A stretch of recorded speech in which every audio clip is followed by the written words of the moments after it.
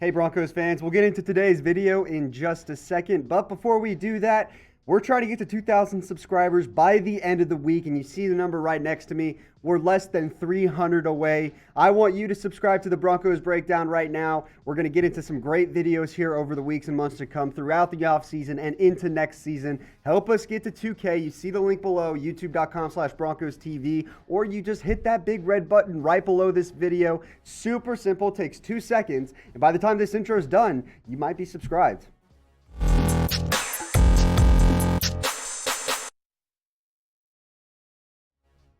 As always, I'm your host, Sam Brown. Today we're breaking down all the Broncos free agents for the 2021 offseason. This is going to be a little bit more of an educational video. You know, I'll give you some analysis sometimes, but I really want to run top to bottom all the free agents the Broncos have this offseason and whether they can bring them back or not.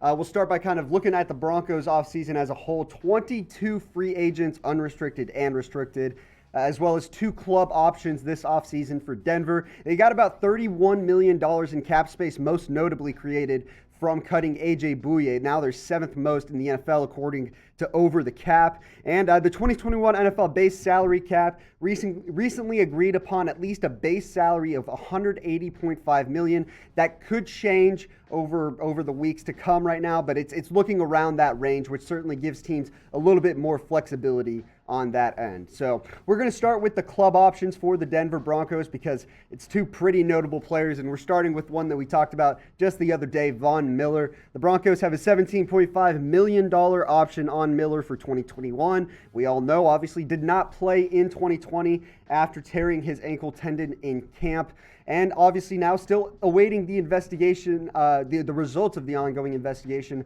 by the Parker Police Department. A very weird situation that we're still not knowing a ton of information about, so we'll have to see how that unfolds, and it'll certainly play a role in whether the Broncos choose to keep Von Miller or not. Tons of different rumors have been swirling around about whether the Broncos want to bring him back or not, restructure his deal or not. I've said time and time again, I think that is the best move for Denver, to restructure his deal, but a lot could unfold over the weeks and months to come, so we'll have to stay tuned on that one. Pin comment down below. I'll ask you right off the bat, do you want to bring back Von? Not should they bring him back, should they restructure his deal, none of that. Do you want to bring him back? Because I know some people have said, you know, this is kind of fishy water and I'd rather just cut ties as a whole, get younger at the position. Let me know down below in the comment section. Pin comment, very first comment right below this video. Next club option, Kareem Jackson. And this one, I think the writing is sort of on the wall. I know Denver has been rumored to want to keep Jackson, but I've said it before, assuming Justin Simmons is back, and we'll talk about him later on in this video, that's a lot of money to commit to the safety position. Jackson's a great player, don't get me wrong. 6th among safeties in the PFF grade last season, 90 tackles, 4 pass breakups, but if you're bringing him back at $10 million on his club option, maybe you could try and restructure his deal, but he's coming off a great season. He's not going to want that much less than $10 million at the very least. So this one's a little tougher for me. I think if you can bring him back on a cheaper deal, it's tough. I'd like to bring back Kareem Jackson, but I think that one's really just kind of uncertain at this point for Denver. Obviously, priority number 1 this offseason, we've said it before, we'll say it again, it's Justin Simmons. There's no doubt about it. We'll show you his numbers here in a sec. He's been one of the NFL's best safeties over the last few seasons. Again, rumors are swirling right now about whether the Broncos will tag him again, but he's earned his money. I mean, you talk about his stats over the last few years, 24 pass breakups, 9 interceptions. He's great in coverage, and he's great against the run, and he's entering his prime right now at 27 years old. These are the best years ahead for Justin Simmons. If they sign him to a long-term deal, it likely means he'll be the highest paid safety in football. And so that's why rumors are coming, most notably over here by Jason Lockenfora. Do with that what you will. Trust your sources, whatever you believe. That Denver will likely tag him again. I think that ideally you want Justin Simmons there for the long term. If he's open to a tag, that's a different conversation. But either way, you have to do what it takes to make sure that Simmons is back at least for the 2021 season. I'll ask you this question right now. Fill in the blank for me. This is I can expect a wide range of answers. I'd pay Simmons blank million per year. If he's going to be the highest paid safety in football, it's going to be about $15 million per year right now. Budda Baker is a hair under that as the highest paid safety for the Cardinals right now. So let me know in the comments section. Just put in a number. It could be any number, 8, 12, 20. Let me know how much you would pay Justin Simmons per year. And obviously, if Justin Simmons gets signed to a long-term deal or gets franchise tagged, however that situation unfolds, you better believe we're going to have a video about it. Subscribe to the Broncos Breakdown now. Like I said, we're getting close to 2,000 subscribers, but we need your help to do it. I want to get there by Sunday. 264 subs left if my math is right. So hit that big red button right below this video. We'll keep you updated throughout the Broncos offseason. All right, we'll go a little bit quicker on some of these other ones, some of these smaller players. Jake Butt, obviously really intriguing as a guy they drafted in the 5th round out of Michigan in 2017. Unfortunately, the injury bug just stacked up against him. The knee injuries, several torn ACLs, it just wasn't it was just not gonna work out for him, unfortunately. I don't see the Broncos bringing him back. He'd be tight end 5 probably behind, Fant, Fumagalli, Vanette, and Alberto. I just don't see him coming back, unfortunately, next season. Next one, Elijah Wilkinson. We'll talk about 2 offensive linemen here. Elijah Wilkinson is versatile. He's played tackle. He's played guard for the Broncos this season. The problem is he wasn't really a standout at any one position. Now, he played a couple games early in the season and then broke his shin, ended up on IR, and that's when DeMar Dotson came in at right tackle and fared fairly well for Denver. And so I'm kind of tying these 2 together because I think ideally Denver would bring back one of those 2. Dotson, like I said, was solid. It's really your preference because Dotson's 35 years old, Wilkinson only 27. So Dotson, I think, played better, obviously, for Denver last season. But if you're looking for a guy that might have more room to grow, Elijah Wilkinson might be your guy. I would bring back, like I said, one of those 2 offensive linemen. But let me know. Name one player you want the Broncos to re-sign this offseason. Obviously, I think I'm going to get a lot of Justin Simmons in the comments section. But, hey, maybe the next guy up could be a guy for you guys. Let me know down below. Shelby Harris. I mean, a guy that we'll see if the Broncos re-sign him, but I think they'd like to bring him back. Had a breakout year in 2020, missed 4 games early in the season dealing with COVID, had several family members infected as well, and ended the season on IR. But when he was healthy and out on the field, was a difference maker. 7 pass breakups in 11 games this season, 2.5 sacks, really served as a disruptive presence at the line of scrimmage. He's only 29 years old. I think if the Broncos can bring him back on a 2, maybe 3-year deal, I think he would really complete that defensive line with Draymond Jones and Mike Purcell coming back. I think you'd be set in terms of your starters at that defensive line. Next player up, DeMarcus Walker. We'll kind of go again quicker through some of these. DeMarcus Walker just never really lived up to his hype. 2nd rounder out of Florida State, again in that 2017 class, and just really hasn't been productive. 10.5 sacks across 4 seasons. If you want to bring him back for cheap as a rotation player, I'm fine with that, but I don't see him really being anything more than that at this point. Sylvester Williams, another guy that I think came back to the team that drafted him. The Broncos, obviously a 1st-round pick in 2013, never lived up to the hype again. Spent some time with the Lions last season, and the Broncos wound up signing him for this season. Again, wasn't more than a rotation player. If you want to bring him back on a cheap veterans minimum contract to do that, I'm fine with that. If not, wish him well and send him on his way. Jeremiah Attaochu next for the Broncos. This is a guy that I think I'd like to bring back. Offered some decent depth in the pass rush for Denver. 5 sacks this season. I don't think he'll be a consistent starter at the outside linebacker spot, especially if Vaughn comes back, Malik Reed, Bradley Chubb. But I think he serves well as that 4th pass rusher for Denver. I think you bring him back on a cheap kind of 2-year deal to bring some depth to the outside linebacker spot.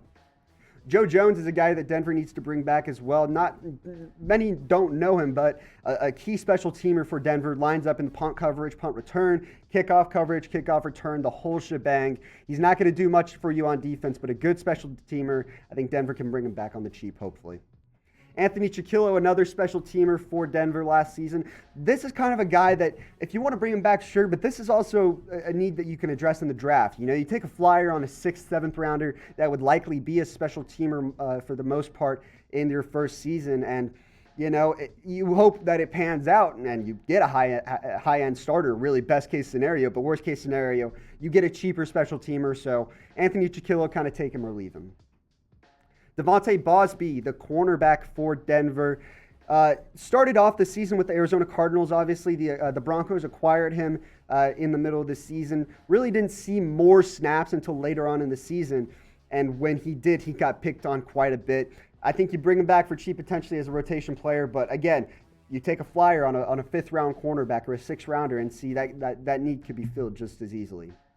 But I'll ask you this question. Oh, no, we're going to ask you again to subscribe to the Broncos Breakdown. Sorry about that. Got a little confused there, but hey, that's just when you're on the fly, you do the best you can here. Producer Brett does a great job behind the scenes, but sometimes it's a little hard, but either way, he's getting the message across for you. Subscribe to the channel. Getting close to 2,000 subs, hoping to get there by the end of the week. Tons of Broncos news and rumors over the weeks and months to come, so be sure to subscribe today. Here's the question I was going for here, because we're going to break down the linebackers. We broke down the linebackers and the cornerbacks, but which is a bigger need for Denver? I've asked this question before. I think cornerback is a bigger need overall, but linebacker, obviously, A.J. Johnson we'll talk about in a little bit, but can always use an upgrade there as well. Von Miller's impending, future with the Broncos as well. So let me know in the comments, LB or CB, which one is a bigger need for Denver. Will Parks, the Denver Bronco, turned Eagle, turned Bronco again, started the season with Philadelphia and never really panned out with them. And so the Eagles moved on from him. Denver re-signs him. Saw some snaps later on in the season and was pretty decent as a rotation piece at safety. I kind of like throwing him in there behind Justin Simmons this offseason, obviously, whether they bring him back or not. But I think that Will Parks serves as a good rotation piece that you can bring in for cheap. And as he becomes more, familiar with Vic Fangio's system as he already is, it's only going to help with those younger players as well. We're going to jump into the restricted free agents now, and we're kicking things off with Phillip Lindsay, the running back, who struggled with injuries obviously in 2020. Melvin Gordon saw a bigger role for Denver, and recently some rumors surfaced because he kind of openly voiced his displeasure about his usage in Pat Shurmur's offense and really the usage of the running back position overall. Had a top 25 PFF grade at running back in his first 2 years in the league, but obviously those injuries in 2020 really held him back. And now his future all of a sudden is kind of uncertain because Melvin Gordon was solid at the running back position. I've said time and time again, if the Broncos can place a second-round tender on Phillip Lindsay, where if a team wants to throw money at him, that's great. Denver gets a second-round pick in return. I think that's probably the best move for Phillip Lindsay. Tim Patrick, however, that's a different guy. Had a breakout season for the Broncos at wide receiver in 2020 after Cortland Sutton tore his ACL. I think he complements the rest of the Broncos receiver room really well, whereas Jerry Jeudy is one of those guys better in space. KJ Hamler has the speed, Cortland Sutton's the deep threat, and Tim Patrick can be the guy to high point the ball and really efficient in those jump ball situations. 740 yards and 6 touchdowns. I'd like to see him back. I'm interested to see what the market value is for him and how much a team is willing to offer him. I think Denver should be careful and not to overpay just based off of one season of production, because obviously you can find options for to replace Patrick in the draft, but interested to see whether the Broncos choose to re-sign him and what they gauge his value at. If you had to pick one of the two restricted free agents I just mentioned to keep, who would it be? Phillip Lindsay, you can type PL, or Tim Patrick, type TP. I'm really curious to see what you guys think here, because Phillip Lindsay obviously kind of was on the back burner in 2020, whereas Patrick really broke out. So let me know in the comments section, Phillip Lindsay or Tim Patrick. A.J. Johnson, I think a guy that the Broncos should definitely consider bringing back for the 2021 season, has really been solid at middle linebacker for Denver the past 2 years and wound up getting over 120 tackles in the 2020 season, ranked 22nd among PFF linebackers. Now, the question is whether Denver will upgrade at linebacker alongside him. Josie Jewell is a guy I like, but it's been rumored Micah Parsons, they could bring in a free agent for some competition as well. I thought A.J. Johnson had a solid year for Denver, and he's only 29 years old, so you could still bring him in for another 3-year deal, I think, for a solid price. But if Denver chooses to upgrade at middle linebacker in the draft or in free agency, I wouldn't entirely blame them. This is a team that it's high upside with a guy like Parsons at number 9, and there's some solid free agents options as well. So interested to see how they value A.J. Johnson too, and whether they choose to bring him back. Austin Calitro, a guy we'll spend a little less time on. Again, take it or leave it. Mainly special teamer, a guy you could find a flyer on in the draft or free agency or off the practice squad potentially to bring in some competition. Same thing goes with Josh Watson. Both of them were mainly on special teams for the season. I think if you want to bring back one or two of these guys, go for it. If you want to take a flyer on one of them or sign a free agent for cheap, find a player off the practice squad. These are really interchangeable parts when it comes to those special teams players.